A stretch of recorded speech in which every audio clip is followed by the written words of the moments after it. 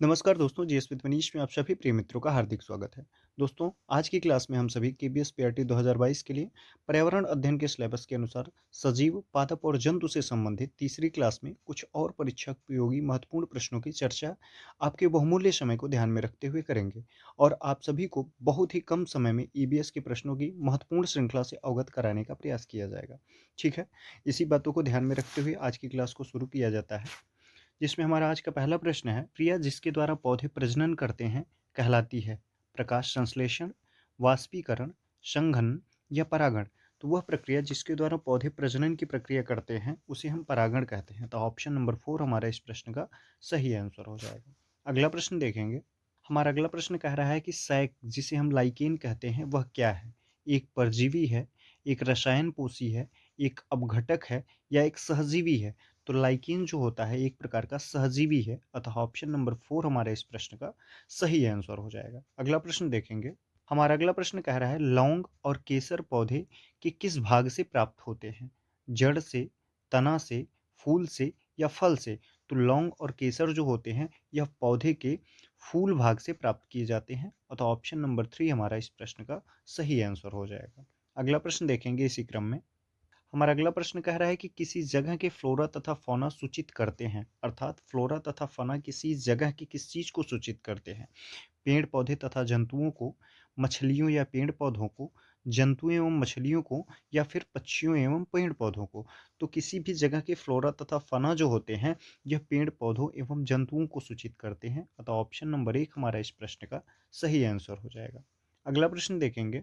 अगला प्रश्न कह रहा है, पृथ्वी का अपमार्जक कौन है? अतः पृथ्वी का अपमार्जक हम किसे कहते हैं? जीवाणु व कवक को, मृदा व जल को, पशु को या पक्षी को? तो पृथ्वी का अपमार्जक सफाई कर्मी भी कहा जाता है। यह किसको कहा जाता है? तो यह जीवाणु व कवक को कहा जाता है, अतः ऑप्शन नंबर 1 हमारा इस प्रश्न का सही आंसर हो जाएगा। अगला प्रश्न देखेंगे। अगला प्रश्न कह रहा है कि पौधे में प्रकाश संश्लेषण क्रिया किस रंग में सबसे अधिक होती है? नीले रंग में, पीले रंग में, लाल रंग में या हरे रंग में? तो पौधों में प्रकाश संश्लेषण की जो प्रक्रिया होती है, प्रकाश संश्लेषण की प्रक्रिया पौधों में सूर्य की रोशनी की उपस्थिति में होती है, तो यह प्रक्रिया किस कलर में सर्वाधिक होती है? तो ऑप्शन नंबर 3 हमारा इस प्रश्न का सही आंसर हो जाएगा कि पौधों में प्रकाश संश्लेषण की जो प्रक्रिया होती है वह लाल रंग में सबसे ज़्यादा होती है, और दूसरा जो सर्वाधिक प्रकाश संश्लेषण की प्रक्रिया जिस रंग में होती है वह बैंगनी कलर में होती है। अतः एक प्रश्न इससे और भी पूछ सकता है कि पौधे में प्रकाश संश्लेषण की जो प्रक्रिया होती है वह किस रंग में सबसे कम होती है, अर्थात न के बराबर होती है, बिल्कुल नहीं होती है? तो वह रंग हमारा हरा हो जाएगा कि हरे रंग में प्रकाश संश्लेषण की प्रक्रिया नहीं होती है। अगला प्रश्न देखेंगे। हमारा अगला प्रश्न कह रहा है कि नीचे दिए गया कौन सा समूह जड़ों का है? अतः नीचे दिए हुए ऑप्शनों में से कौन सा समूह जो है जड़ों से संबंधित है? पहला ऑप्शन कह रहा है शकरकंदी, मूली, हल्दी। दूसरा ऑप्शन कह रहा है गाजर, चुकंदर, मूली। तीसरा ऑप्शन कह रहा है चुकंदर, आलू, अदरक। और चौथा ऑप्शन कह रहा है गाजर, हल्दी, अदरक। तो इन सभी विकल्पों में से जड़ों का जो समूह है वह गाजर, चुकंदर और मूली हो जाएगा। ऑप्शन नंबर 2 हमारे इस प्रश्न का सही आंसर हो जाएगा। अगला प्रश्न देखेंगे। अगला प्रश्न कह रहा है नेफेंथीज पौधे के बारे में। कह रहा है वह पौधा जो शिकार करता है कि विषय में नीचे दिए गए कथनों पर विचार कीजिए। पहला कथन कह रहा है यह पौधा ऑस्ट्रेलिया, इंडोनेशिया और भारत के मेघालय में पाया जाता है। नेपेंथीज पौधा जो है ऑस्ट्रेलिया, इंडोनेशिया और मेघालय में पाया जाता है भारत के, तो यह बिल्कुल सही कथन है। दूसरा कथन कह रहा है इसका आकार घड़े जैसा होता है और इसका मुंह एक पत्ती से ढका होता है, तो ये भी नेपेंथिस के बारे में बिल्कुल सही है। तीसरा कथन कह रहा है यह केवल छोटे कीड़े मकोड़ों को फंसाकर उनका शिकार कर सकता है, तो यह कथन गलत है, पूर्ण रूप से सही नहीं है। और चौथा कथन कह रहा है यह छोटे कीड़े मकोड़ों को खींचने के लिए मोहक आवाज़ निकालता है जो इसमें फंस जाते हैं और बाहर नहीं निकल पाते हैं, तो यह भी कथन इसके बारे में सही नहीं है पूर्णतः। तो नेपेंथीज के बारे में कथन 1 और 2 जो है वह सही हो जाएगा। अब देखेंगे किस विकल्प में कथन 1 और 2 दिया हुआ है, तो ऑप्शन नंबर सी में कथन 1 और 2 दिया है, अतः इस प्रश्न का सही आंसर हमारा ऑप्शन नंबर सी हो जाएगा। अगला प्रश्न देखेंगे। अगला प्रश्न कह रहा है केंचुआ किसानों का जो मित्र माना जाता है, इसके लिए निम्नलिखित में से सही कारणों को चुनिए। आखिर केंचुआ को किसानों का मित्र क्यों कहा जाता है, इसका सही कारण क्या है? इन दिए हुए विकल्पों में से हमें उसका चुनाव करना है। पहला कथन कह रहा है केंचुए मृत पत्तियों और पौधों को खाते हैं तथा इनके मल से जमीन उपजाऊ होती है। तो ये बिल्कुल सही है केंचुआ के बारे में। ये केंचुआ की विशेषता है कि केंचुआ जो है मृत पत्तियों और पौधों को खाते हैं तथा उनके मल से जमीन उपजाऊ बनता है। दूसरा कथन कह रहा है केंचुए खरपतवार खाते हैं जिससे मुख्य फसल की रक्षा होती है। यह कथन केंचुआ के बारे में सत्य नहीं है, यह कथन असत्य हो जाएगा क्योंकि केंचुआ खरपतवार नहीं खाते हैं। वो सड़े गले मृत पत्ते पौधों को खा सकते हैं लेकिन खरपतवार को वो नहीं खाते हैं। तीसरा कथन कह रहा है केंचुए जमीन में छेद बनाते हैं जिससे जमीन पोली हो जाती है। ये बिल्कुल सही है, केंचुए जो होते हैं जमीन में छेद बनाते हैं जिससे जमीन पोली हो जाती है, भुरभुरी हो जाती है। अगला कथन कह रहा है केंचुए द्वारा बनाए गए छेदों से जमीन को आसानी से हवा और पानी मिल जाता है जिससे क्या होता है जमीन उपजाऊ बनती है। तो ये भी बिल्कुल सही कथन है। अतः केंचुआ से संबंधित जो कथन 1, 3 और 4 हमारा सही हो जाएगा। देखेंगे किस विकल्प में 1, 3, 4 विकल्प साथ में दिए हुए हैं। तो ऑप्शन नंबर बी में 1, 3, 4 एक साथ दिया हुआ है। अतः इस प्रश्न का सही आंसर हमारा विकल्प नंबर बी हो जाएगा। अगला प्रश्न देखेंगे। अगला प्रश्न कह रहा है पशुओं की त्वचा पर विविध पैटर्न और डिजाइन पाए जाते हैं। आप देखते होंगे कि पशुओं की त्वचा पर काले, सफेद या भूरे कलर के विविध प्रकार के पैटर्न और डिजाइन पाए जाते हैं। तो पूछ रहा है कि इस विविध प्रकार के पैटर्न डिजाइन का क्या कारण है, किस कारण से ये डिजाइन पाए जाते हैं। पहला ऑप्शन कह रहा है उनकी शारीरिक शक्ति को इंगित करता है। दूसरा ऑप्शन कह रहा है उस जलवायु के कारण होता है जिसमें वे रहते हैं। या फिर तीसरा ऑप्शन कह रहा है परावर्तित प्रकाश के कारण होता है। चौथा ऑप्शन कह रहा है उनकी त्वचा पर बालों के कारण ये विविध प्रकार के पैटर्न पाए जाते हैं। तो ऑप्शन नंबर 4 हमारा इस प्रश्न का सही आंसर हो जाएगा कि पशुओं की त्वचा पर जो विविध प्रकार के पैटर्न या डिजाइन पाए जाते हैं वो उनकी त्वचा पर उपस्थित बालों के कारण होते हैं या दिखाई देते हैं हमको। तो इस प्रश्न का सही आंसर हमारा ऑप्शन नंबर 4 हो जाएगा। अगला प्रश्न देखेंगे। हमारा अगला प्रश्न कह रहा है किसी पशु के विषय में नीचे दिए गए विवरण को पढ़िए और उस पशु को पहचानिए कि किस पशु के बारे में ये विवरण उल्लिखित है। विवरण है कि यह भालू जैसा दिखता है परंतु भालू नहीं है। एक दिन में लगभग 17 घंटे वृक्षों की शाखाओं पर उल्टे लटक कर सोता है। यह जिस वृक्ष पर रहता है उसी की पत्तियों को खाता है और लगभग 40 वर्ष तक जीवित रहता है। तो यह किसका उदाहरण बता रहा है, किसके बारे में बता रहा है? लंगूर के बारे में, चिंपैंजी के बारे में, पांडा के बारे में या स्लाथ के बारे में। तो दिया हुआ विवरण जो है यह स्लाथ से संबंधित है। अतः ऑप्शन नंबर 4 इस प्रश्न का सही आंसर हो जाएगा। अगला प्रश्न देखेंगे। हमारा अगला प्रश्न कह रहा है मानव के पेट में आमाशय रस की प्रकृति कैसी होती है और वह भोजन के पाचन में सहायता करता है? उभयधर्मी होती है, उदासीन होती है, अम्लीय होती है या क्षारीय होती है? तो मानव के पेट में आमाशय रस की जो प्रकृति होती है यह अम्लीय होती है। ठीक है।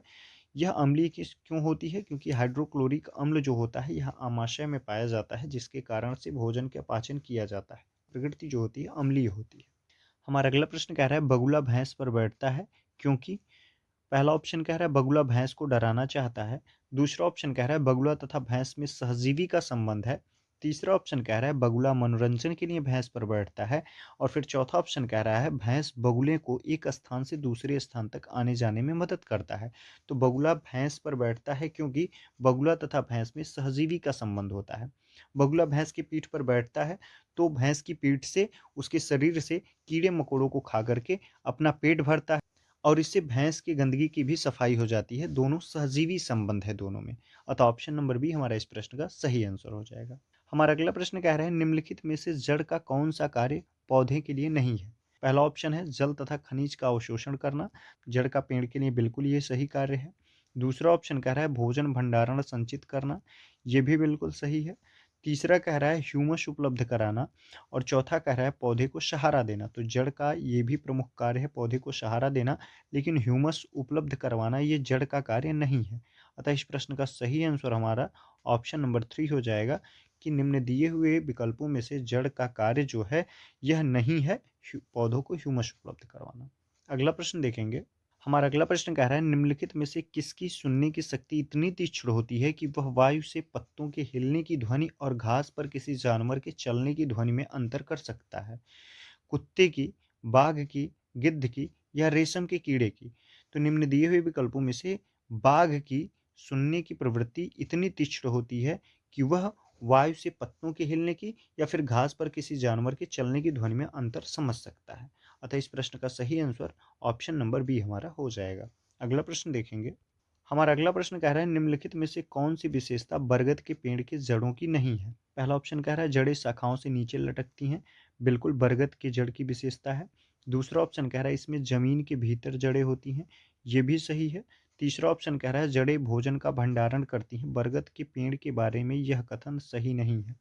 और चौथा ऑप्शन कह रहा है जड़ें खंभे की तरह पेड़ को सहायता प्रदान करती हैं, ये भी बिल्कुल सही है। तो बरगद के पेड़ की विशेषता जो है, उसके जड़ की विशेषता जो है ऑप्शन नंबर 3 नहीं है, बाकी 1, 2, 4 जो है ये बरगद के पेड़ के जड़ की विशेषता है। अतः ऑप्शन नंबर 3 हमारा इस प्रश्न का सही आंसर हो जाएगा। अगला प्रश्न देखेंगे। प्रश्न कह रहा है रेगिस्तानी ओक के बारे में निम्नलिखित कथन का अध्ययन कीजिए। पहला कथन कह रहा है रेगिस्तानी ओक एक वृक्ष है जिसकी ऊंचाई हमारी कक्षा के कमरे के लगभग बराबर अर्थात 4 मीटर होती है। सही कथन है बिल्कुल। दूसरा कथन कह रहा है इस वृक्ष की जड़ें वृक्ष की ऊंचाई की लगभग 30 गुनी गहराई तक जमीन के भीतर जाती हैं जब तक कि पानी तक न पहुंच जाएं। ये भी बिल्कुल सही कथन है।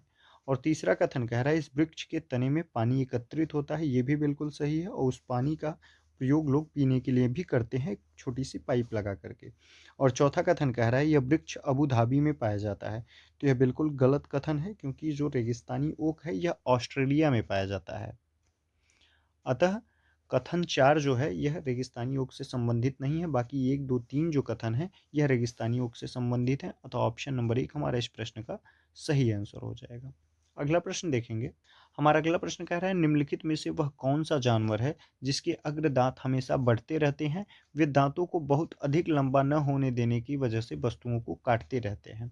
चूहा, दीमक, गिलहरी या छिपकली। तो इन दिए हुए विकल्पों में से उपरोक्त कथन जो है, उपरोक्त विवरण जो है यह गिलहरी से संबंधित है। अतः ऑप्शन नंबर 3 हमारा इस प्रश्न का सही आंसर हो जाएगा। यह कमी चूहे में भी पाई जाती है क्योंकि इनके भी अग्रदांत जो होते हैं यह हमेशा बढ़ते रहते हैं जिसके कारण ये चीज़ों को कुतरते रहते हैं। ठीक है, तो हमारा इस प्रश्न का सही आंसर गिलहरी हो जाएगा। लेकिन हमको ये भी ध्यान देना है कि यह विशेषता, यह गुण जो है ये चूहे में भी पाया जाता है, इसीलिए चूहे भी चीज़ों को काटते कूटते फिरते रहते हैं। अगला प्रश्न देखेंगे। हमारा अगला प्रश्न कह रहा है खेजड़ी वृक्ष के बारे में सही कथन को चुनिए। पहला कथन कह रहा है यह वृक्ष मुख्यतः रेगिस्तानी क्षेत्र में पाए जाते हैं, बिल्कुल सही है। दूसरा कथन कह रहा है इसे अधिक जल की आवश्यकता नहीं होती है, ये भी सही है खेजड़ी वृक्ष की विशेषता के बारे में। और तीसरा कथन कह रहा है यह छायादार वृक्ष है जिसकी छाया में बच्चे खेलना पसंद करते हैं, तो ये भी सही है। और चौथा ऑप्शन कह रहा है यह अपने तने में जल एकत्र करता है और लोग इसे पतले पाइप से पीते हैं, तो यह जो हो जाएगा कथन चौथा ये गलत हो जाएगा क्योंकि यह जो चौथा कथन है यह रेगिस्तानी ओक की विशेषता को बता रहा है। अतः खिजड़ी वृक्ष से संबंधित जो कथन है 1, 2, 3 यह सही है। निम्न दिए हुए विकल्पों में से एक साथ 1, 2, 3 जो विकल्प हैं वह तीसरे ऑप्शन में दिया हुआ है, अतः ऑप्शन नंबर 3 हमारा इस प्रश्न का सही आंसर हो जाएगा। अगला प्रश्न देखेंगे। हमारा अगला प्रश्न कह रहा है सांपों के संदर्भ में सही कथन चुनिए। पहला कथन कह रहा है हमारे देश में केवल 4 प्रकार के जहरीले साँप पाए जाते हैं, तो यह कथन गलत हो जाता है क्योंकि हमारे देश में जहरीले साँपों का जो प्रकार है वह 6 प्रकार है। अतः हमारे देश में 6 प्रकार के जहरीले साँप पाए जाते हैं। दूसरा कथन कह रहा है नाग, कोबरा जहरीले साँपों का एक प्रकार है, यह बिल्कुल सही है। और तीसरा कथन कह रहा है जहरीले साँप के 4 खोखले दाँत होते हैं, जब साँप किसी व्यक्ति को काटता है तो वह जहर इन खोखले दाँतों से उसके शरीर में चला जाता है, ये भी बिल्कुल सही कथन है। और चौथा कथन कह रहा है सांप के काट की दवाई सांप के जहर से ही बनाई जाती है जिसे एंटी वेनम कहते हैं, अतः कथन चौथा भी सही है। तो सांपों के संदर्भ में कथन 2, 3, 4 जो है हमारा बिल्कुल सही है, जो एक साथ विकल्प बी में दिया हुआ है, अतः इस प्रश्न का सही आंसर हमारा ऑप्शन नंबर बी हो जाता है। तो ये रहे ईबीएस से संबंधित हमारे 20 महत्वपूर्ण प्रश्न, जो हमारा टॉपिक था सजीव, पादप और जंतु से संबंधित था। तीसरी क्लास का आज ये हमारा महत्वपूर्ण प्रश्न रहा। ठीक है, मिलते हैं अगली क्लास में एक नए टॉपिक के साथ। धन्यवाद।